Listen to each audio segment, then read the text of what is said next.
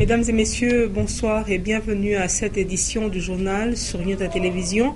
Au sommaire, c'est ce dimanche 8 novembre que le tout-puissant Mazembe va croiser la formation du SM d'Alger dans le cadre de la finale retour de la Champions League. Pour cette cause, quelques personnalités sont arrivées à Lubumbashi.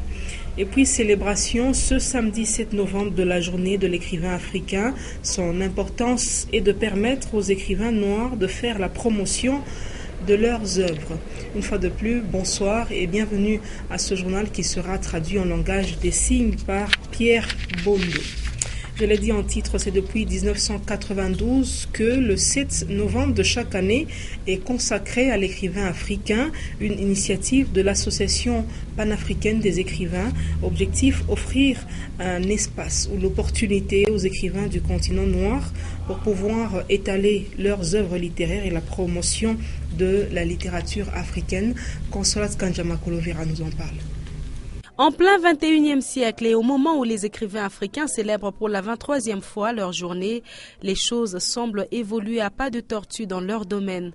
Ils font toujours face à la triste réalité de ne pas être lus par les Africains eux-mêmes qui n'ont pas développé la culture de la lecture. Autre facteur, les maisons d'édition se font rares pour pouvoir servir et épauler les écrivains, d'où leurs productions sont limitées quoique l'inspiration soit abondante. D'où l'on propose la poursuite et le renforcement d'actions promotionnelles comme les caravanes du livre, les animations culturelles et les ouvrages de littérature africaine à des prix réduits dans plusieurs villes africaines avec le soutien des libraires locaux. D'autres événements sont aussi bénéfiques comme les conférences, dédicaces, expositions-ventes, concours de lecture, ateliers d'écriture et aussi des événements plus collectifs et mobilisateurs qui mettraient en jeu tous les acteurs de la chaîne du livre et qui seraient largement relayés localement. L'on pense également à faire aller le public dans les librairies et maisons d'édition afin d'y rencontrer les auteurs et lui permettre de mieux comprendre comment se construit la chaîne du livre. Il est difficile actuellement que les tout-petits se passent des dessins animés. Ce programme contribue dans une certaine mesure à améliorer le langage et le vocabulaire chez les enfants, mais aussi à enrichir la culture générale. Mais attention, les dessins animés ne proposent toujours pas des messages éducatifs. Il faut donc avoir un œil très regardant en ce qui concerne les parents. Janine Bouchou nous en parle. Pour meubler leur temps de détente, les écoliers en particulier, les enfants préfèrent le programme que les chaînes de télévision diffusent. Le choix des tout-petits est plus porté sur les dessins animés. Le jeune Jean passe des heures devant le petit écran. Il découvre à travers le dessin animé les langues parlées et la culture d'ailleurs. À force de suivre ce programme, les enfants s'auto-forment en imitant leurs acteurs préférés. Le conte va commencer. Dans les premiers temps de la création, il y a longtemps, il y a bien longtemps, le grand Kalao était un oiseau tout blanc. Tout blanc. Ça m'apprend plein de choses. Ça me connecte aux réalités du monde extérieur. Toutefois, il revient aux parents et aux adultes d'aider les enfants pendant la période de détente de choisir des dessins animés proportionnés à l'âge des gamins.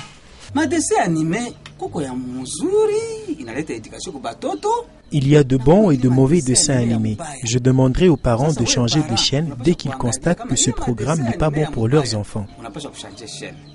Les parents doivent aussi se rassurer que le programme télévisé diffusé apporte un plus dans l'instruction ou mieux l'éducation des enfants.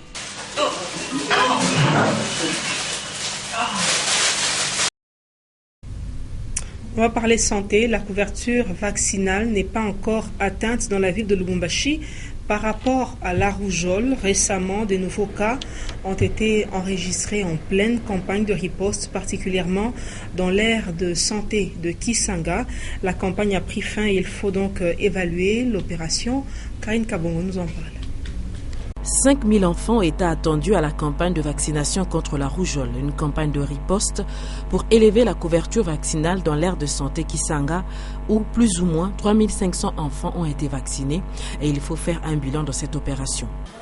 Mais nous ne pouvons pas dire que nous avons vacciné tous les enfants. Cela ne veut pas dire que lorsque nous avons vacciné les enfants, que déjà demain ou après-demain, qu'on vient nous dire non, il y a un autre cas de rougeole. Non, parce que pendant qu'on vaccinait, il y avait déjà des gens qui avaient les microbes dans leur corps qui étaient dans la phase d'incubation, qui peuvent développer la maladie. C'était pour vraiment évaluer l'impact de ce que nous avons fait. Il faut nous donner un temps, 2, 3 semaines, 4 semaines, même 8 semaines, pour voir l'impact de cette campagne. Ça veut dire, au bout de 8 semaines, par exemple, on va évaluer pour voir est-ce que nous avons encore des cas de rougeole. Parce que lorsqu'on a vacciné, il faut laisser le temps au vaccin d'agir afin de produire les anticorps suffisants pour pouvoir lutter contre la maladie. Ce n'est pas aujourd'hui on vaccine que demain déjà on peut avoir l'effet ou l'impact. Suite à leurs convictions religieuses, de nombreux parents se sont opposés à cette campagne et l'on craint que le déplacement de certains enfants contaminés dans d'autres quartiers de Lubumbashi ne fasse ressurgir la maladie. Autre chose, le département du développement social de l'entreprise d'exploitation minière MMG a procédé au lancement de la campagne agricole 2015-2016, vendredi 6 novembre, au village Mouombe. Bien avant, Michel Santos, manager du social, a au cours d'un point de presse salué la bravoure des agriculteurs locaux qui se sont distingués dans l'opération de remboursement. Edouard Kankouchi, Tengue, reportage. Le lancement de la campagne agricole 2015-2016 à MMG a démarré par le point de presse animé par Michel Santos, manager du département de développement social. L'assistance a permis aux gens de maîtriser les paramètres de production de la culture de maïs. C'est ce que nous voyons au travers de l'amélioration des rendements qui, en ce temps-là, les rendements étaient en dessous de 750 kg par hectare et qui, aujourd'hui, quand nous regardons en moyenne, on est autour de 3 tonnes 550. Cette année, nous avons eu, ça a été en tout cas quelque chose de très bon pour nous. Au village Mouombe, lieu choisi pour le lancement officiel, les agriculteurs locaux ont accueilli chaleureusement le lot d'intrants agricoles et semences de MMG. Ils se sont distingués dans l'opération de remboursement lors de la campagne précédente.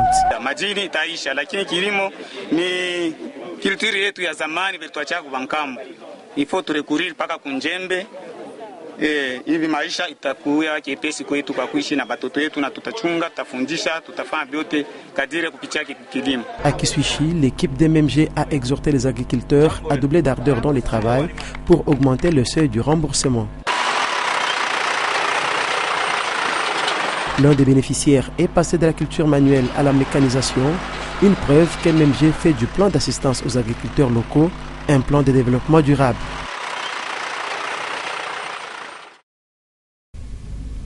Et sur le marché louchois prend de plus en plus de la place le commerce des produits faits à la main, cas des babouches, sacs à main, gants appréciés pour leur originalité et aussi pour des raisons de style. Consolat Kanja. Babouches, sacs à main, filets de tête sont autant d'objets faits à la main auxquels les louchois prennent de plus en plus goût. Même parmi les produits importés, il n'y a pas que ceux de l'industrie, il y a aussi du fait à la main, c'est-à-dire ce qui n'a pas connu l'intervention d'une machine. Maintenant, quand vous voyagez à travers le monde, tout ce qui est fait à la main, que ce soit les chaussures, les habits, les broderies, tout ce qui est fait à la main coûte cher. Pourquoi? C'est ce qu'on dit, chasser le naturel, il revient au galop. Avant, tout se faisait à la main. Maintenant, avec l'évolution, on recourt à la machine pour faire les tricots. Pour ce qui est du sens ou de la valeur, ici, il est plus question de goût, prestige, originalité et authenticité. En plus, c'est le produit d'un sacrifice et de beaucoup de temps, d'où les auteurs doivent être encouragés. Quelque chose que vous pouvez faire dans 2 jours à la machine, mais quand c'est fait à la main, vous allez peut-être faire 3 mois. Alors tout ce sacrifice-là aussi a un prix. Donc vous n'allez pas demander à quelqu'un de travailler pendant 3 mois et payer cette personne-là au même titre que la machine. Au moment où l'on tend à gagner le temps, pour gagner aussi plus en marchandises, d'autres préfèrent plutôt du fait à la main. Et l'état des lieux des canaux sur la ville de Lubumbashi laisse à désirer, surtout en début de cette saison pluvieuse. Tout autour du canal Naviundu, par exemple, ce sont des tas d'immondices qui s'y installent. Même cas aux environs du canal qui se trouve au camp des assistants et Getchala. Ordures ménagères, bouteilles en plastique et autres déchets sont visibles tout autour du canal Naviundu sur l'avenue Savonnier au quartier Bel Air. Des déchets qui y sont jetés par les habitants des environs. Le canal dégage également une mauvaise odeur pour les passants et la population de ce coin. Au camp des assistants, c'est une situation presque similaire qui est observée. Elle est même pire. C'est tout le long du canal qui est insalubre. Un canal qui sépare les communes Kamalondo et Lubumbashi. Certaines fosses septiques sont même orientées vers le canal.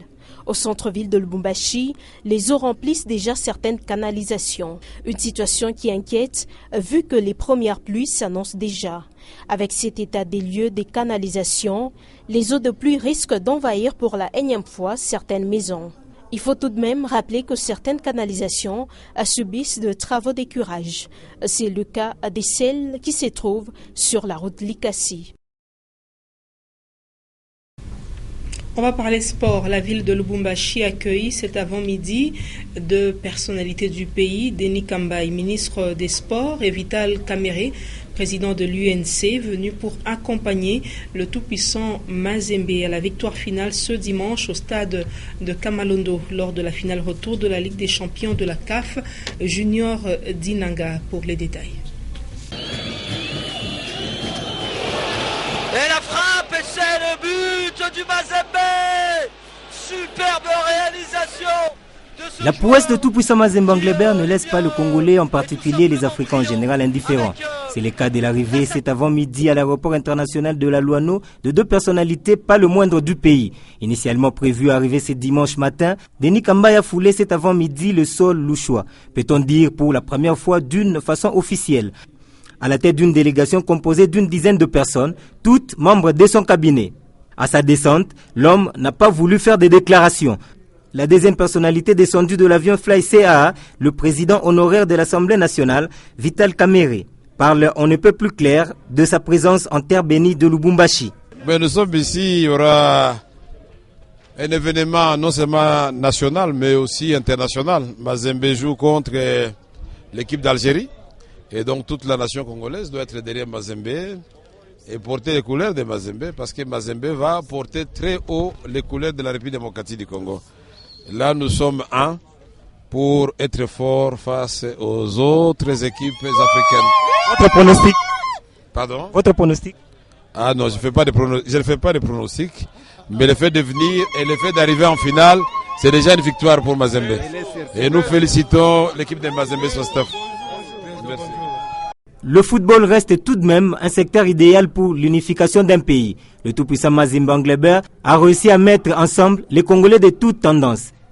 Les grands rendez-vous africains est prévu ce dimanche. À nous, Congolais, de capitaliser cet honneur qui vivra verra.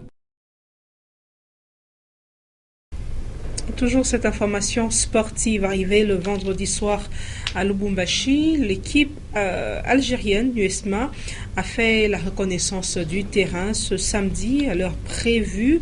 Nous sommes là donc au stade tout-puissant Mazembe de Kamalondo qui va abriter le dimanche à 15h30 cet événement.